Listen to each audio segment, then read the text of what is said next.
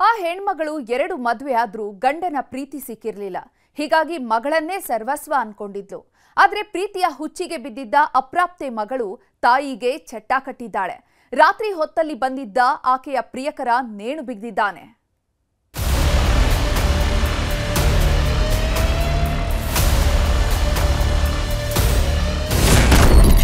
Friends ಜೊತೆ ಸೇರಿ ಹೆತ್ತವಳನ್ನೇ ಕೊಂದಳು ಮಗಳು. ದೊಡ್ಡಮ್ಮ ಕೊಟ್ಟಳು ದೂರು, ಸತ್ಯ ಬಾಯಿ ಬಿಟ್ಟಳು ಮಗಳು. ತಾಯಿ ಅಂದ್ರೆ ಭೂಮಿ ತೂಕದ ಪ್ರೀತಿ, ತಾಯಿ ಅಂದ್ರೆ ಸಹನಾ ಮೂರ್ತಿ. ತನ್ನ ಜೀವವನ್ನೇ ಪಣಕ್ಕಿಟ್ಟು ಕರುಳ ಕುಡಿಗೆ ಜೀವ ತುಂಬುತ್ತಾಳೆ. ಇಂಥ ತಾಯಿ ಋಣ ತೀರಿಸೋಕೆ ಮುಕ್ಕೋಟಿ ದೇವರಿಂದಲೇ ಆಗಿಲ್ಲ, ಇನ್ನು ನಮ್ಮ ನಿಮ್ಮಂತ ಹುಲು ಮಾನವರು ಯಾವ ಲೆಕ್ಕ. ಆದ್ರೆ ಹೆತ್ತವಳ ಋಣ ತೀರಿಸೋದಕ್ಕೆ ಆಗದಿದ್ರೂ ಕಣ್ಣಲ್ಲಿ ಕಣ್ಣಿಟ್ಟು ಕಾಪಾಡಬಹುದು, ಕೊನೆ ಉಸಿರಿನವರೆಗೂ ಜೊತೆಯಾಗಿ ನಿಲ್ಬಹುದು. ಆದ್ರೆ ಈಗಿನ ಕೆಲವರು ಹೆತ್ತವಳನ್ನೇ ಹೆಣ ಹಾಕೋದಕ್ಕೆ ನೋಡ್ತಾರೆ. ಇನ್ನು ರೆಕ್ಕೆ ಪುಕ್ಕ ಬಲಿತಿರಲ್ಲ, ಅಷ್ಟರಲ್ಲೇ ಉಸಿರು ಕೊಟ್ಟವಳ ಉಸಿರು ನಿಲ್ಲಿಸ್ತಿದ್ದಾರೆ. ಬೆಂಗಳೂರಲ್ಲಿ ಇಂಥದ್ದೇ ದುರಂತ ಕಥೆಯೊಂದು ನಡೆದು ಹೋಗಿದೆ. ಹೊತ್ತಲ್ಲದ ಹೊತ್ತಲ್ಲಿ ಬಂದಿದ್ದ ಅಪ್ರಾಪ್ತೆಯ ಲವರ್ ಅಮಾಯಕಿನ ಹೆಣ ಉರುಳಿಸಿದ್ದಾನೆ.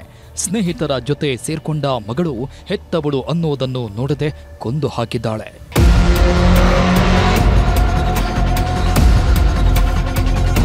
ಇಷ್ಟು ದಿನ ತಂದೆಯನ್ನ ಕೊಂದ ಮಗ, ತಾಯಿಯನ್ನ ಕೊಂದ ಮಗ ಅನ್ನೋ ಸುದ್ದಿ ಕೇಳ್ತಿದ್ವಿ. ಆದ್ರೆ ಇವತ್ತು ಅಪ್ರಾಪ್ತ ಮಗಳೊಬ್ಬಳು ತಾಯಿಯನ್ನೇ ಕೊಂದಿದ್ದಾಳೆ. ಈ ಹೆಣ್ಮಗಳ ಹೆಸರು ನೇತ್ರಾವತಿ ಅಂತ.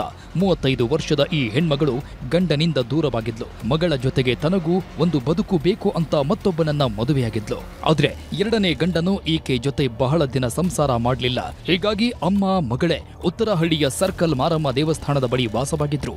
ಫೈನಾನ್ಸ್ ಕಂಪನಿಯಲ್ಲಿ ಹೆಲ್ಪರ್ ಆಗಿದ್ದ ನೇತ್ರಾವತಿ ಕಷ್ಟಪಟ್ಟು ಮಗಳನ್ನ ಸಾಕ್ತಿದ್ರು.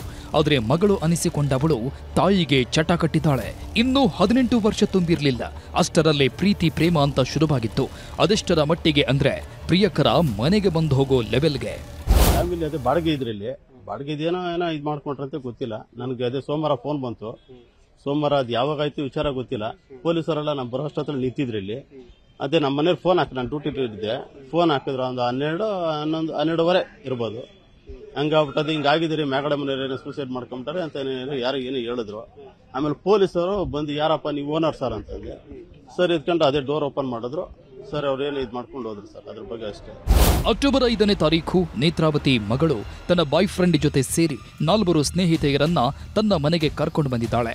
ರಾತ್ರಿ 10:30 ಆದ್ರೂ ಮನೆಯಿಂದ ಹೋಗಿರಲಿಲ್ಲ.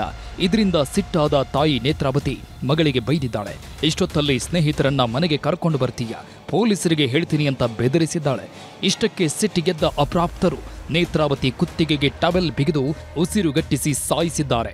ನಂತರ ಸೀರೆಯಿಂದ ಫ್ಯಾನ್ಗೆ ನೇಣು ಬಿಗಿದು ನಾಪತ್ತೆಯಾಗಿದ್ರು.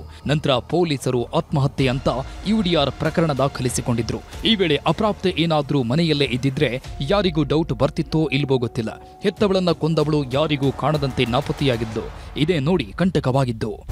ತನ್ನ ಸ್ನೇಹಿತರ ಹುಡುಗರನ್ನ ಮನೆಗೆ ಕರ್ಕೊಂಡು ಬಂದ್ಬಿಟ್ಟು ಅಲ್ಲಿ ಇರೋದನ್ನ ಅವ್ರ ತಾಯಿ ಮಲಗಿದಾಗ ಎಚ್ಚರಗೊಂಡಿದ್ದ ನೋಡಿದಾಗ ಅದನ್ನ ಆಕೆ ಸಹಿಸ್ಕೊಂಡಂಗಿಲ್ಲ. ಹೀಗಾಗಿ ಆಕೆ ಅದನ್ನು ವಿರೋಧ ವ್ಯಕ್ತಪಡಿಸ್ತಾಳೆ.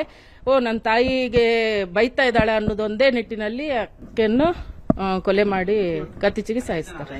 ಅಷ್ಟು ಜನ ನಮ್ಮ ಕಸ್ಟಡಿಯಲ್ಲಿ ಇದ್ದಾರೆ. ಹೆತ್ತವಳು ಸತ್ತು 3 ದಿನ ಆದ್ರೂ ಅಪ್ರಾಪ್ತ ಮಗಳು ಮನೆಗೆ ಬಂದಿರಲಿಲ್ಲ. ಹೀಗಾಗಿ ನೇತ್ರಾವತಿ ಅಕ್ಕ ಅನಿತಾ ಮಿಸ್ಸಿಂಗ್ ದೂರು ನೀಡಿದ್ರು. ಏಕಾಏಕಿ ಮನೆಗೆ ಬಂದವಳು ದೊಡ್ಡಮ್ಮನ ಬಳಿ ಎಲ್ಲ ಸತ್ಯ ಬಾಯ್ಬಿಟ್ಟಿದ್ದಾಳೆ. ಕೂಡಲೇ ಪೊಲೀಸರಿಗೆ ವಿಷಯ ಮುಟ್ಟಿಸ್ತಾ ಇದ್ದಂತೆ 5 ಅಪ್ರಾಪ್ತರನ್ನ ಎತ್ತಾಕೊಂಡು ಹೋಗಿದ್ದಾರೆ. ಒಟ್ನಲ್ಲಿ ಹೆತ್ತವಳು ಅನ್ನೋದನ್ನೂ ನೋಡದೆ ಉಸಿರು ಕೊಟ್ಟವಳನ್ನೇ ಕೊಂದವಳು ಜೈಲು ಸೇರಿದ್ದಾಳೆ. Muniraju, crime bureau, news 18 Bengaluru.